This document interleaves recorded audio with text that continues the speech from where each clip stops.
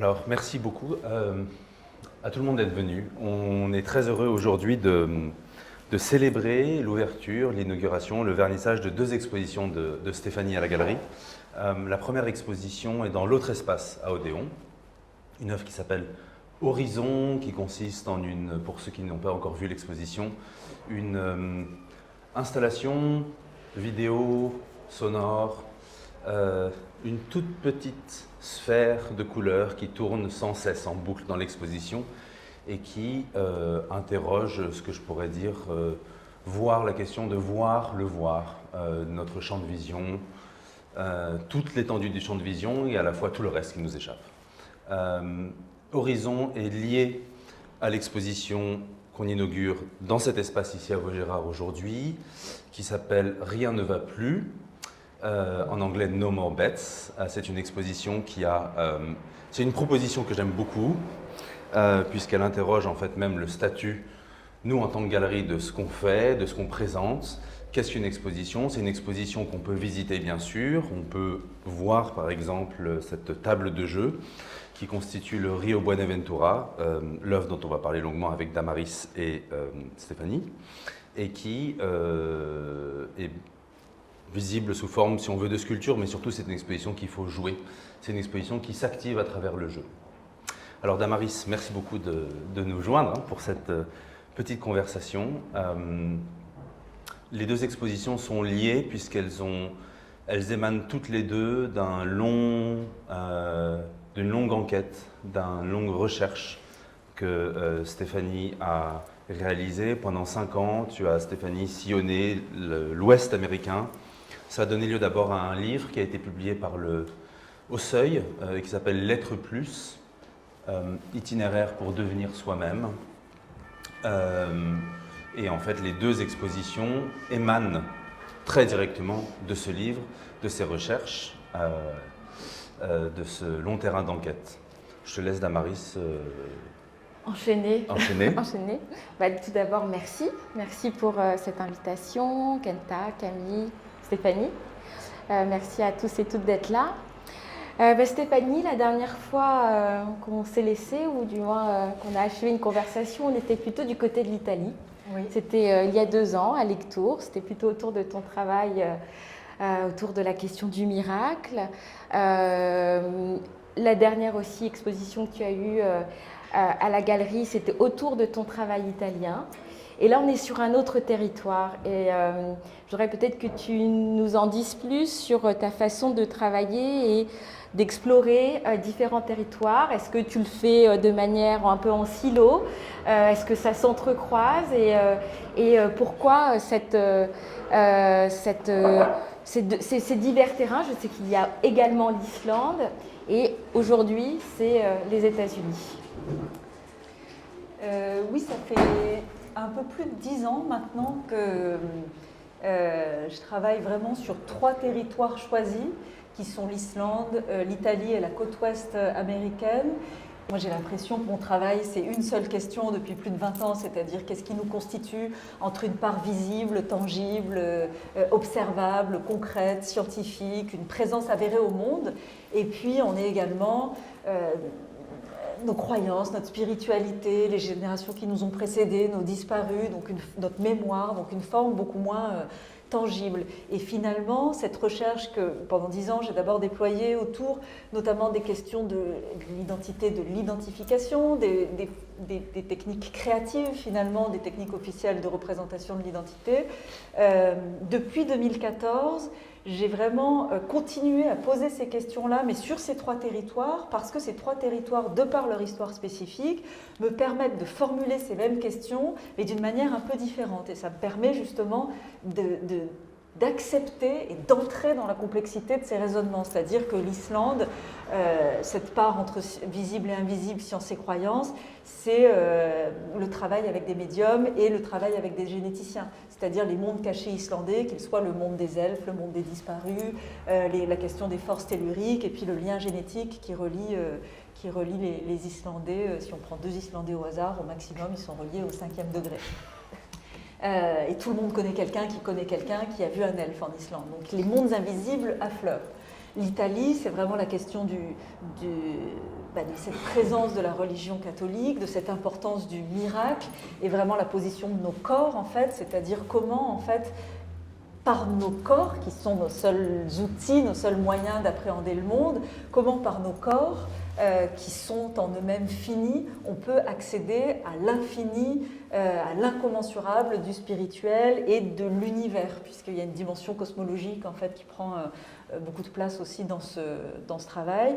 Et évidemment la côte ouest américaine, où la question du visible et de l'invisible, de la science et de la croyance, elle s'incarne par les deux perspectives de développement qui sont offertes par ce même territoire, qui est à la fois le berceau commun de la Silicon Valley et du New Age, c'est-à-dire est-ce qu'on se développe avec l'intelligence artificielle, le biohacking, le transhumanisme, la cryogénisation, repousser les frontières de la mort, avec des outils techniques, technologiques, ou est-ce qu'on se développe en reprenant le vocabulaire du New Age qui est né sur ce même territoire exactement? Est-ce que c'est une forme de développement personnel ou de développer le potentiel humain? Donc voilà, mais c'est toujours la même question qui est posée et qui donne lieu en fait à la fois à partir de beaucoup d'entretiens, mais qui donne lieu à des pièces plastiques qui sont toutes autonomes, mais qui évidemment placées ensemble dessinent un territoire, permet d'accéder en fait à une forme de complexité de cette recherche. Tu parles de pièces plastiques, on a un bel exemple ici et à la galerie à l'Odéon. On a pu voir aussi il y a quelques années différentes pièces qui appartiennent à ce projet. Est-ce que tu pourrais peut-être, pour faire un peu la généalogie de ce qui nous amène de la pièce aujourd'hui, peut-être parler de cette pièce que tu avais présentée au Jeu de Paume? La date, c'était pendant le festival Fata Morgana, c'était 2022. 2022. Ouais. Au printemps 2022. Il y avait deux pièces. Il y avait d'abord Le Soleil ni la mort, donc qui fait partie de ce plus vaste projet. Est-ce que tu pourrais peut-être parler tu as parlé déjà de la cryogénisation tout à l'heure, et peut-être que c'est un bon exemple pour voir de ces diverses réponses que tu as pu apporter. Donc c'est une installation vidéo que j'avais présentée pour la première fois donc, au Jeu de Paume dans le festival Fata Morgana. C'était effectivement printemps 2022. Et c'est issu donc, de ces mêmes recherches. En fait, l'ensemble de ces recherches sur le territoire américain, je les nomme « Devenir soi-même ». Et l'une des pièces qui existent dans l'ensemble Devenir soi-même, c'est un ensemble que j'appelle les 12 West Coast Stations, qui sont 12 manières de déployer en fait, des récits à partir d'images, que ce soit des images vidéo, des images projetées. Donc les modalités en fait, selon lesquelles les images et le texte se touchent sont toujours différentes dans ces 12 West Coast Stations.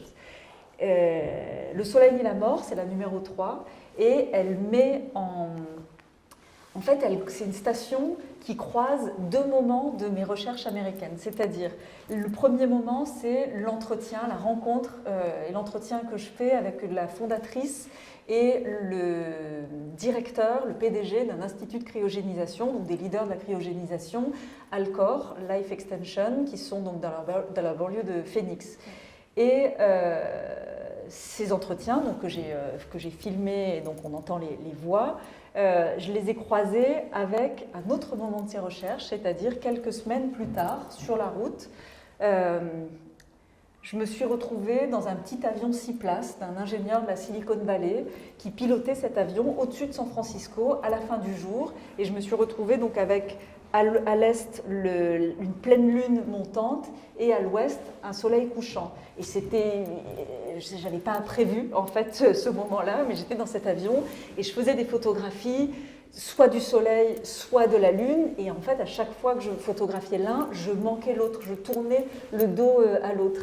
Et c'est quelques mois plus tard, dans le travail à l'atelier, que je me suis rendu compte que ces deux moments, en fait, s'éclairaient l'un l'autre, et notamment, il y a des phrases clés comme ça. Donc, l'installation vidéo présente, c'est une installation immersive, on rentre dans une pièce et on se retrouve tel que moi j'étais dans cet avion, à devoir faire le choix de regarder soit d'un côté, soit de l'autre, et de regarder soit l'avancée des images du soleil qui se couche, soit la montée de la lune. Et on entend la bande-son, c'est la voix de Linda Chamberlain et de Max More, donc de Alcor. Et voilà. Mais est-ce qu'on, comme le projet c'est aussi un livre et on en reparlera, est-ce qu'il y a un passage qu'on pourrait lire de ce chapitre, de ce moment 3? Est-ce que pour donner un petit peu d'indice, est-ce que je pourrais, pour le partager, alors il faudrait que je pourrais lire? Ouais, alors c'est dans le chapitre qui s'appelle d'ailleurs Le soleil ni la mort. Et par exemple, pour moi, il y a une phrase qui explique, qui donne une clé en tout cas sur ce que j'ai vu moi dans la conjonction de ces deux moments. Par exemple, c'est ça, quand je lui demande quand je lui pose cette question et la réponse qu'elle me fait. Vos clients ressuscités seront-ils 100% identiques à leur version originale? Linda Chamberlain répond: se peut-il qu'il n'y ait pas une correspondance parfaite? Oui, c'est possible. Seulement, considérez que nous ne sommes pas la même personne d'un jour à l'autre. S'il n'est pas tout à fait évident que je suis différente de celle que j'étais hier, il est manifeste que je ne suis pas celle que j'étais à 20 ans. Nous sommes un flux d'informations en perpétuel changement, mais pouvons-nous préserver suffisamment de ce flux pour une fois ressuscité pouvoir affirmer « Oui, c'était moi ». Et puis, même si vous ne retrouvez pas l'intégralité de vos souvenirs, vous aurez toute une vie pour vous en faire de nouveau. Et pour moi, ça fonctionnait, c'est une manière de parler aussi de ce temps qui passe dans ces images, c'est-à-dire que c'est une séquence d'images. Quand on regarde une image et la suivante, on a l'impression que c'est la même photo. Mais en fait, au début de la séquence vidéo ou du livre, puisque ça a donné lieu à un livre avec Delpire, au début de la séquence, il fait jour et à la fin de la séquence, il fait nuit.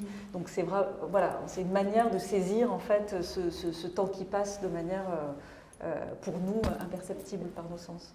Et donc, il y avait aussi cette autre pièce qui était Voyager, oui. Qui est la station numéro 5. Oui. Est-ce que tu peux nous en dire plus? Et puis, je peux aussi trouver un passage qu'on pourrait lire à ce propos. C'est une station qui est une station collaborative, performative, en fait, de manière très simple. Elle consiste en une projection d'images qui est un ensemble d'images qui est censé représenter l'humanité et pouvoir parler de nous à des potentiels extraterrestres. Et cette station permet de les montrer, de les regarder aujourd'hui et de mesurer. Moi, j'ai l'impression que peut-être ce à quoi ça nous donne accès, c'est que l'extraterrestre, c'est la personne qui est à côté de nous, en fait. Pourquoi tu me regardes? Et voilà, notre manière de projeter, notre manière de lire différemment les images. Peut-être qu'avant de recontinuer sur le livre, peut-être que tu pourrais nous... Parce qu'il y a, comme tu l'as dit, dans ton travail, tu utilises aussi bien, tu fais aussi bien des vidéos, il y a aussi bien des pièces plastiques à part entière, il y a de la photographie, il y a de la performance, du jeu, et puis il y a ce travail d'écriture qui t'est cher. Et donc, comment... qu'est-ce que, en fait, finalement, cette forme livre? Est-ce que c'est des notes qui t'accompagnent pour ces pièces plastiques? Est-ce que c'est une pièce à part entière? Comment le lecteur doit-il s'en servir? Est-ce que c'est une manière de rentrer dans les coulisses de ton travail? Qu'est-ce que c'est exactement?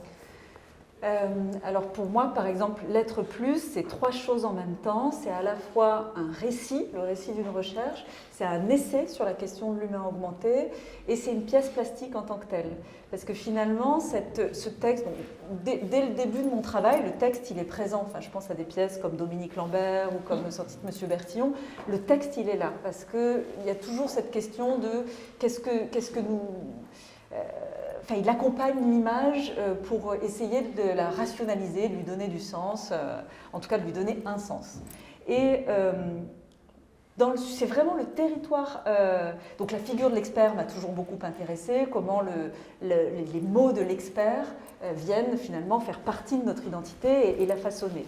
Quand j'ai commencé le travail de recherche en Islande sur la question des mondes invisibles, eh bien, je me suis rendu compte assez vite que j'allais avoir besoin d'autres yeux que les miens pour y accéder, parce que moi, je n'ai jamais vu d'elfes, je n'ai jamais vu de fantômes ou d'esprits disparus. Donc, j'ai commencé à faire des entretiens avec des médiums, avec des généticiens, et puis également en Islande avec des artistes qui me paraissaient participer de la même figure de l'intercesseur. au début, quand j'ai fait ces entretiens, pour moi, c'était une manière d'informer mon travail plastique. Donc de pouvoir nourrir en fait mon travail plastique. Et puis, au fil du temps, je me suis rendu compte que c'était une matière en tant que telle et qu'il y avait quelque chose qui était important pour moi, c'était d'essayer de restituer l'expérience à laquelle moi j'avais accès, c'est-à-dire que le matin j'étais avec un généticien, l'après-midi avec un médium, qu'on parlait des mêmes choses, des mêmes questions et que leurs idées, elles s'articulaient, c'est-à-dire que parfois elles s'opposaient, parfois elles résonnaient ensemble, parfois elles s'articulaient. Et je me disais, c'est des personnes qui ne vont pas forcément se rencontrer, c'est des idées qui ne vont pas forcément se rencontrer.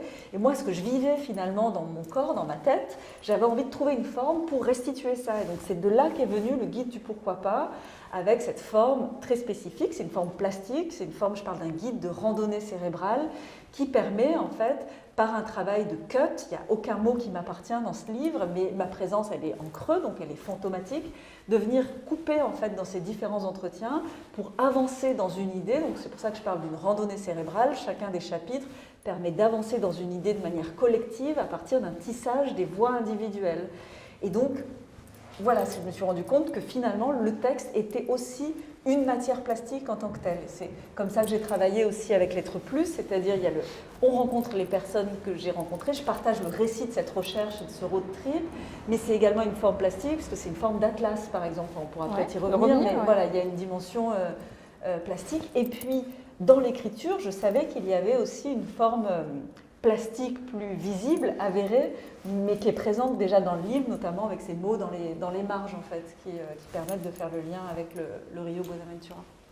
Il y a quelque chose que tu as évoqué, ce fait de... ce qui j'ai l'impression aussi qui traverse beaucoup ton travail, c'est le fait de réunir les gens, réunir des voix différentes. Et je trouve que la forme du jeu, elle est exemplaire pour ça. C'est une forme... il y a plusieurs idées qui me sont venues en tête avec cette question du jeu. Il y a, alors, comme je suis une fan de surréalisme, alors fidèle, c'est clair qu'il y avait, il y a cette voix-là qui apparaît beaucoup. Il y a aussi un peu de Dada et de Duchamp, on reviendra sur ça aussi.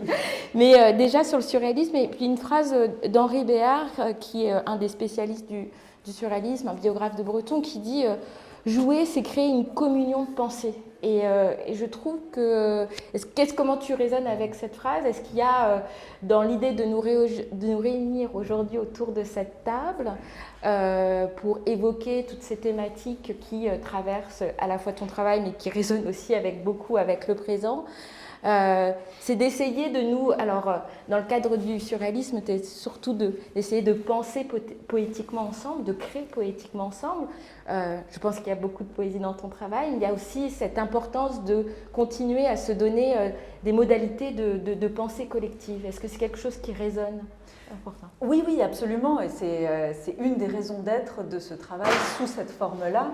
C'est-à-dire que si on fait le lien avec le livre, c'est l'atlas qui redevient, où le territoire redevient une carte, donc chacun devient libre de son itinéraire, mais c'est également effectivement une forme pour penser ensemble, c'est-à-dire que moi, par rapport au jeu, je mobilise la pensée de cet historien qui s'appelle Richard White sur la question du middle ground. Donc, c'est-à-dire que c'est un terrain d'entente, c'est un lieu où chacun vient avec ses spécificités, avec un minimum d'engagement, et qui fait que on peut avoir des buts, des attentes différentes, mais on se mobilise pour à la fin co-créer un avenir commun, mais au bénéfice de tous, où chacun finalement, il a développé ça par rapport à une entente très spécifique qui avait lieu au XVIIe siècle dans le territoire des Grands Lacs entre les Premières Nations et les colons en fait. Où finalement, il y avait eu des choses qui avaient bougé des deux côtés et qui avaient fait en fait que c'était quelque chose de positif.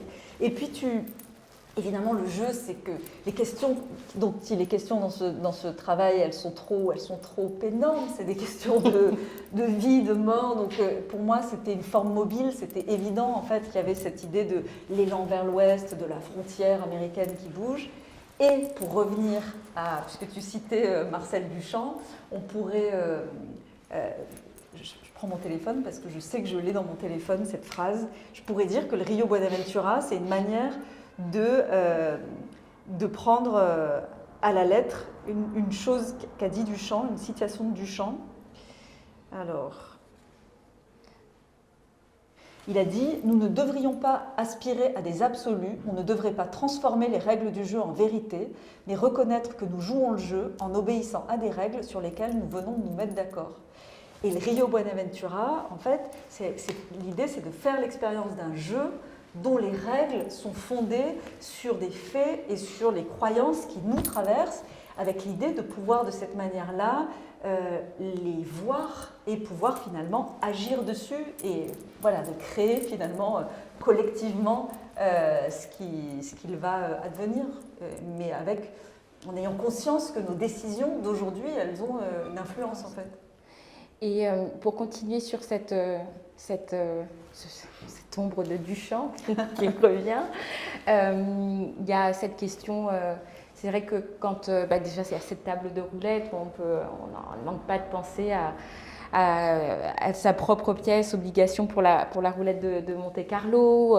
Je recherchais des échanges au moment où il essaye de mettre au point son jeu, où Duchamp écrit à Picabia en 1925 « Vous voyez, j'ai arrêté d'être un peintre, maintenant je fais des essais sur la chance ». Pour parler de ce jeu qui finalement échoue. Et puis bien sûr on connaît toute sa passion pour le jeu d'échecs. Et puis tu l'as dit finalement en sortant cette phrase, je ne savais pas que tu allais la sortir, mais c'est vrai qu'entre la valise, cette forme, le fait de laisser les joueurs, spectateurs s'approprier le travail et de le faire vivre. Est-ce que c'est cette dimension participative qui est là, en plus de la performance, est-ce que tu pourrais nous en dire quelque chose ? Oui, elle est cruciale et finalement, je la retrouve de manière régulière, elle revient dans mon travail, c'est-à-dire que j'aime bien l'idée de proposer quelque chose qui s'active avec un minimum d'engagement du spectateur en fait. Je pense, évidemment, le jeu ne peut pas,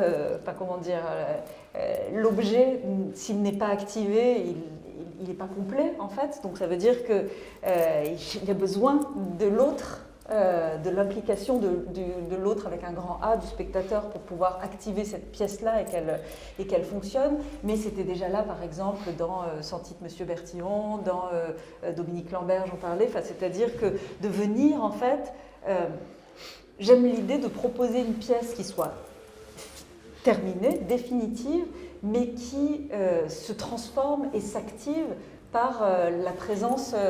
Ça revient à cette question du middle ground que je convoquais et qui m'intéresse, c'est-à-dire c'est cet engagement minimum des deux parties qui permet en fait de faire advenir quelque chose en fait qui soit au bénéfice de tous. Et pour revenir sur ce que tu commençais à évoquer en parlant plus peut-être sans trop dévoiler puisqu'il va y avoir une partie tout à l'heure, mais sur ces différentes modalités pour ce travail de se déployer, il y a le livre, il y a aujourd'hui la table. Tu commençais à parler d'atlas et de cartes déployées. Est-ce que tu pourrais... alors, en plus, finalement, par rapport à... Alors, en Islande et en Italie, bien sûr, tu t'es déplacé, mais cette question du déplacement et de la traversée du territoire, du road trip, il est encore plus... c'est un paradigme à part entière pour ce travail américain.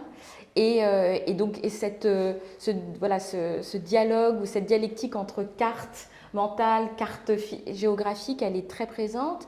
Et cette volonté de modéliser ou de faire visualiser des cartes complexes est au cœur finalement de ce travail. Est-ce que tu pourrais nous dire c'est la carte de quoi ce Rio Buenaventura finalement ? Déjà, c'est quoi le Rio Buenaventura ? Ah ouais.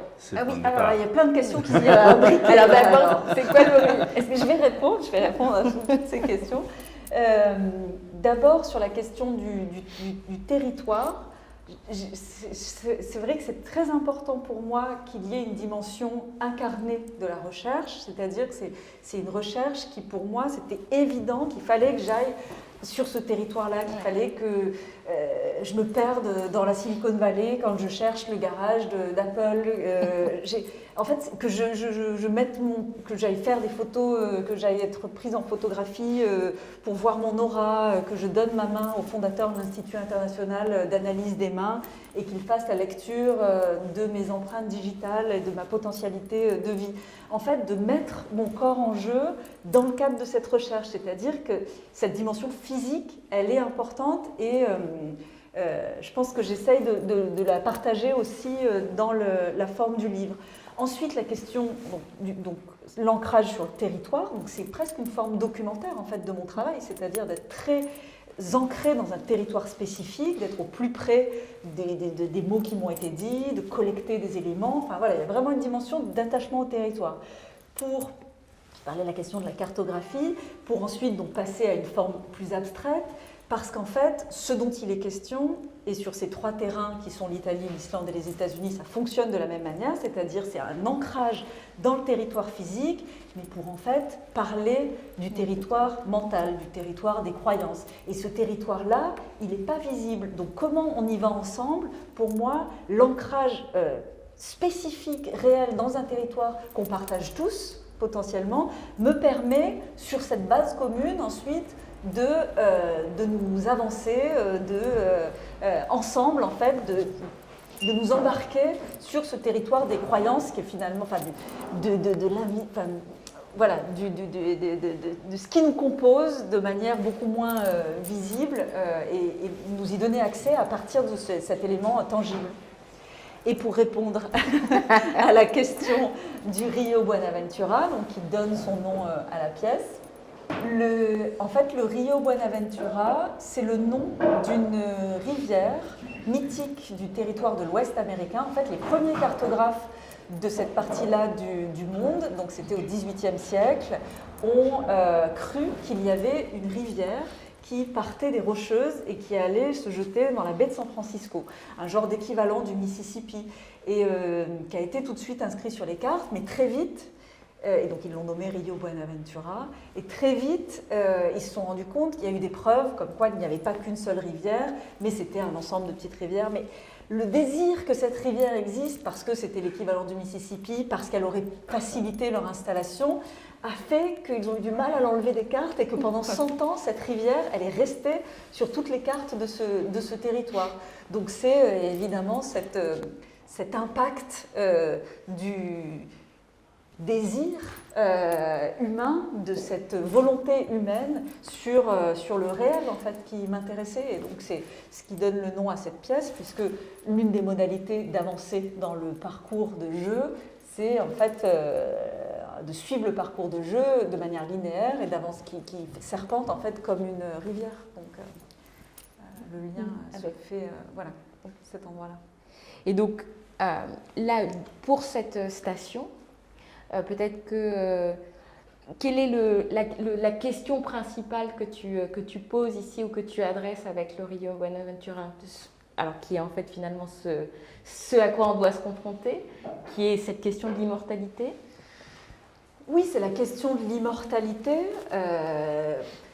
En fait, au-delà de la question, enfin, c'est pas au-delà de la question de l'immortalité, parce que je ne sais pas ce qu'il y a au-delà de la question de l'immortalité, mais ça serait plutôt, justement, à l'endroit où nous nous trouvons, c'est plutôt la question de que faire du temps qui nous reste, en fait. Et justement, d'être dans cette question de quelles sont les décisions que l'on prend aujourd'hui qui nous permettent de façonner le monde de demain, mais le monde d'aujourd'hui, en vrai. Enfin, voilà, le monde, en tout cas, dans lequel on a envie de vivre. Et puis, enfin, voilà, c'est cette question-là, c'est celle qui est en intro de ton ouvrage, que faire du temps qui nous reste.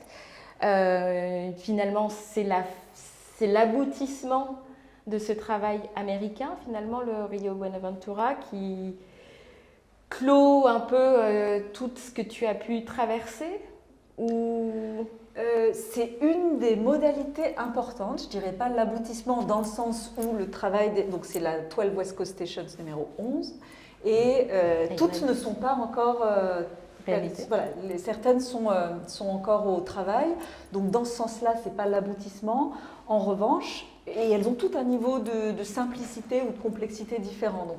Mais le Rio Buenaventura, c'est vraiment un exercice plastique de l'ordre du réseau, en fait. Pour moi, c'est vraiment une pièce hybride entre territoire à arpenter, mais aussi réseau de données, en fait.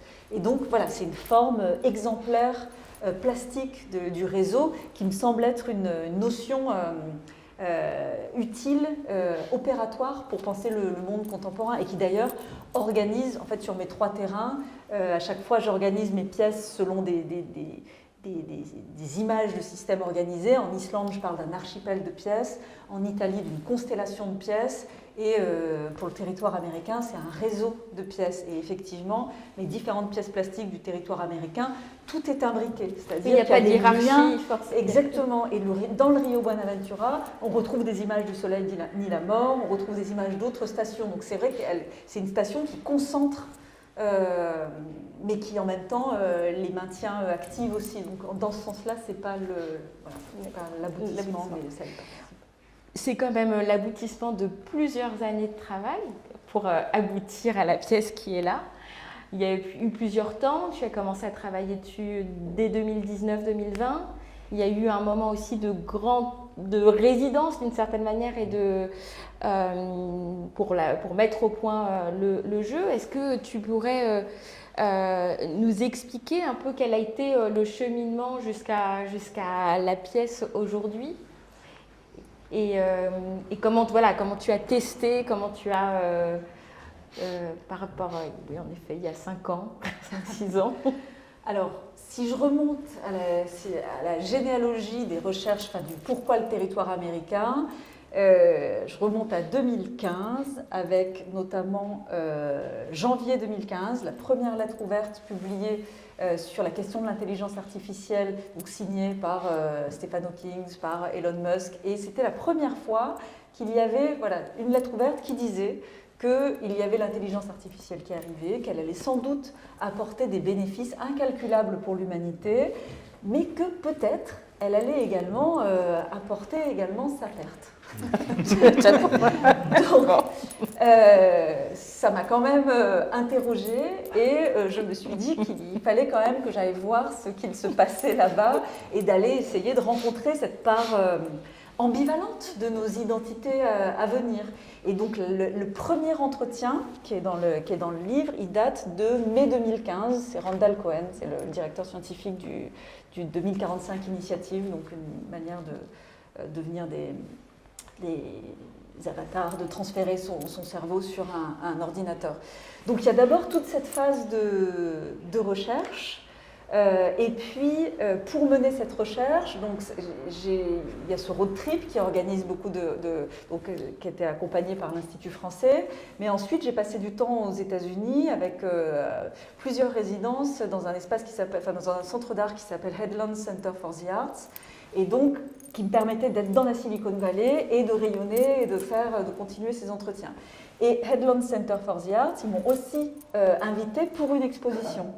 Et donc c'est avec eux que j'ai commencé, en fait c'est là que j'ai acheté cette table de roulette à Las Vegas et que j'ai commencé à travailler pendant cette résidence, donc c'est au-dessus de San Francisco, sur cette pièce-là. Donc là on est en 2019, mes résidences à Headland c'était 2018-2019 et vraiment le travail sur la table de roulette c'est 2019. Et puis ensuite, la table est venue ici, on a réouvert la boîte à la galerie il y a 1 an maintenant. Et la pièce, elle est issue de ces différentes modalités de travail à partir de ces recherches. Donc on n'est pas sur la table originale sur laquelle tu as conçu le jeu, oui, mais tu as finalement, à partir de celle-ci, à la fois, on peut peut-être parler aussi des pièces qui sont derrière, oui. Donc conçu les pions. Il y a des cartes type tarot, c'est ça? Oui. Il y a une roulette. Et peut-être juste les différents, peut-être déjà pour expliquer ce qu'il y a dans la pièce, peut-être le jeu des 7 qu'il y a derrière, c'est ça? C'est les 7 jeux possibles? Oui. En fait, donc la pièce originelle vient de cette table de roulette de ce casino Golden Gate de Las Vegas. Et à partir de cette table-là, en fait, ce qui m'est apparu comme... Donc cette table, elle fait 2,50 m de long, 1,20 m de large, elle pèse 300 kg, c'est le poids d'une voiture. Et ce qui m'est apparu, c'est que vraiment l'essence, l'esprit en fait de ce jeu, c'était évidemment d'être joué. Et donc d'avoir de manière constitutive la capacité à se déplacer, à avoir une forme de circulation, comme une donnée qui viendrait circuler. Donc pour moi, cette table originelle, c'est un vieux corps qu'on aurait remisé et auquel on garde encore tout son respect, qui va disparaître, donc qui serait cryogénisé, qui va disparaître, et dont on n'aurait gardé que l'esprit. Et l'esprit, c'est cette édition-là qui vient dans une valise de transport, c'est-à-dire que tous ces éléments-là viennent ensuite se ranger et être déplaçables avec cette valise-là. Et il reste juste, dans chacune des éditions, une relique qui appartient à la table originelle. Et donc, il y avait ces 8 éléments qui viennent justement, c'est ça qui a déterminé le nombre d'éditions. Et ensuite, les pions sont tous différents. Donc évidemment, on va jouer avec les pions, ça c'est l'édition d'artiste. Mais tous les pions existent déjà. Donc les pions, c'est des petites voitures en bronze qui sont surmontées, donc qui sont derrière, sur le mur derrière, et qui sont surmontées de pierres que j'ai collectées sur le territoire de l'Ouest américain. Et donc qui reprennent, il y a des lignes comme ça, c'est-à-dire il y a la pyrite, il y a le grès rouge de Sedona, donc dans les différents vortex de Sedona, il y a la Holy Dirt, qui est cette poussière sacrée qui est en fait à Chimayo, qui est vers Santa Fe. Il y a un sanctuaire qui est l'équivalent américain de Lourdes, qui dépend de l'église romaine, mais la guérison ne vient pas par l'eau, mais par le sable. Et donc il y a cette poussière, voilà, dans la ligne numéro 5, il y a la ligne du quartz, et puis ensuite d'autres pierres, des météorites, des choses que j'ai glanées sur le territoire. Donc c'est ça qui vient, ça c'est tous les pions qui sont prêts à partir, à s'élancer pour voilà, partager ces différentes données au travers des jeux. Mais c'est un jeu qui nécessite une maîtresse de jeu ou un maître du jeu pour jouer, pour être la dealeuse ou le dealer. Ouais. Est-ce qu'il faut avoir traversé les 12 stations comme toi du Christ, pas du Christ, mais de la côte ouest? Comment est-ce qu'il faut avoir fait 6 ans plus 10 ans de réflexion? Est-ce que se contenter de lire le livre et comment on active une fois que l'artiste et celle qui a pensé le jeu n'est plus là, comment toutes les forces, tous les esprits peuvent s'activer autour de la table? Alors effectivement, donc c'est un jeu pour 7 joueurs, mais je suis là en tant que dealer pour organiser en fait chaque étape du jeu. Je suis le dealer autochtone, on va dire, du territoire du Rio Buenaventura, mais en fait, il existe un manuel à l'usage du dealer où toutes les règles sont expliquées, toutes les manières de faire exister le jeu sont expliquées, et donc si quelqu'un, c'est-à-dire que la personne qui lit le manuel à l'usage du dealer et le lettre plus peut devenir dealer, maître du jeu à ma place. Donc je suis tout à fait remplaçable dans ce rôle-là. Et est-ce que on a encore un petit peu de temps avant de lancer la partie.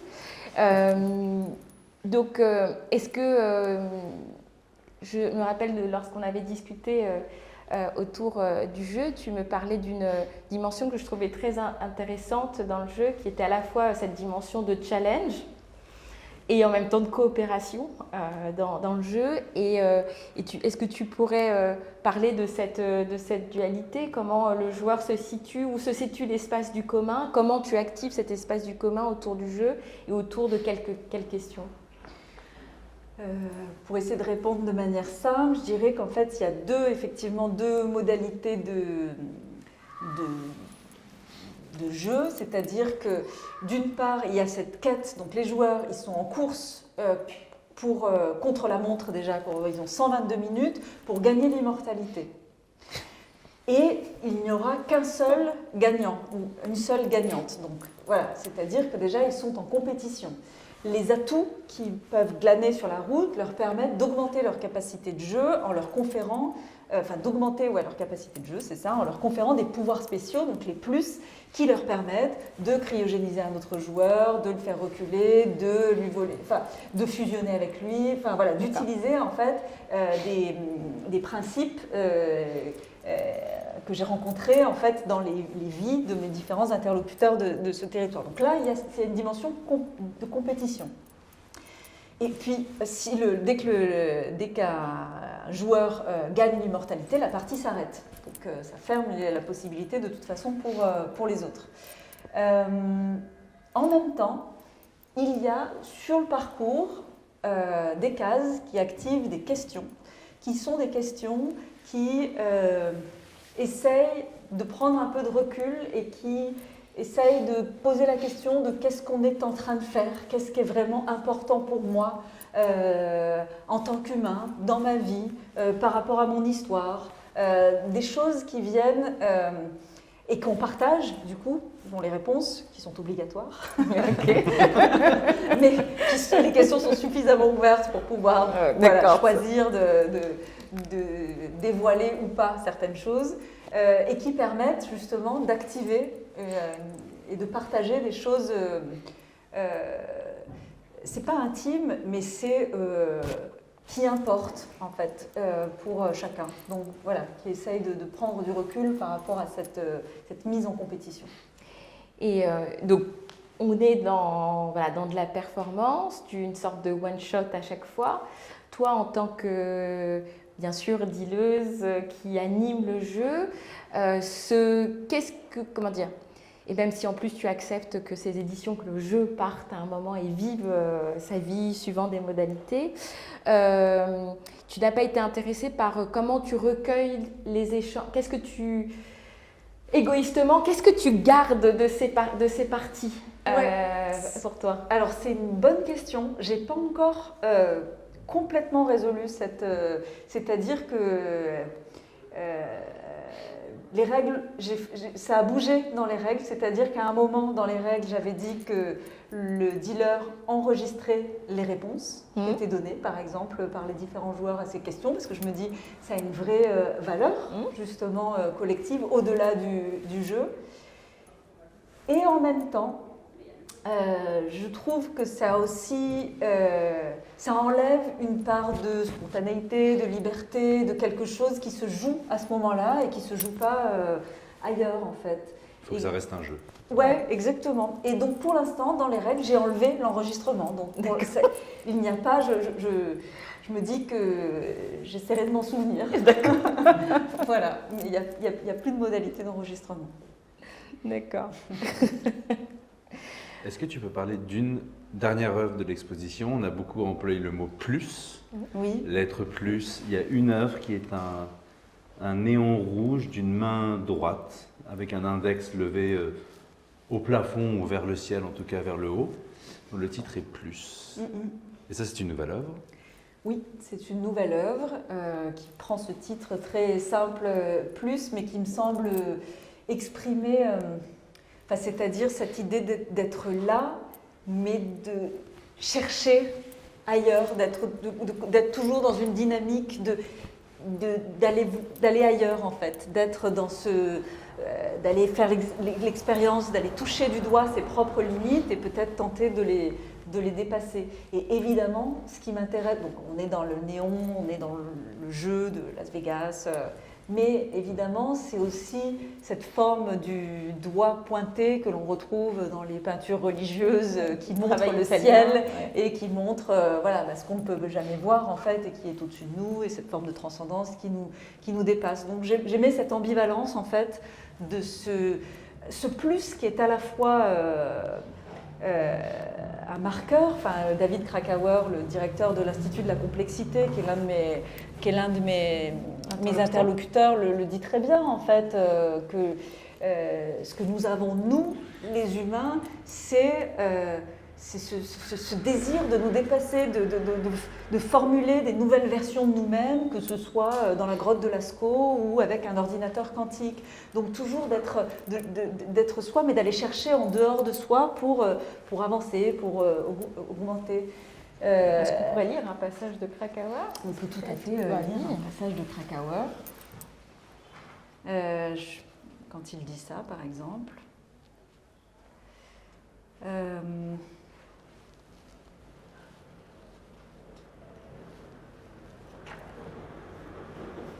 Oui, je lui demande en fait, je lui dis l'intelligence artificielle écrit-elle l'intelligence en termes nouveaux? David Krakauer, dès que l'épopée de Gilgamesh a été gravée sur une tablette d'argile, nous avions inventé l'intelligence artificielle, parce que nous avions la mémoire. La différence, c'est la puce de silicium ou la puce de silicate. Une tablette d'argile est une forme d'intelligence artificielle, c'est une mémoire collective. Et l'un des éléments constitutifs de l'intelligence, c'est la mémoire. Elle, seulement une tablette d'argile n'a pas d'autonomie possible.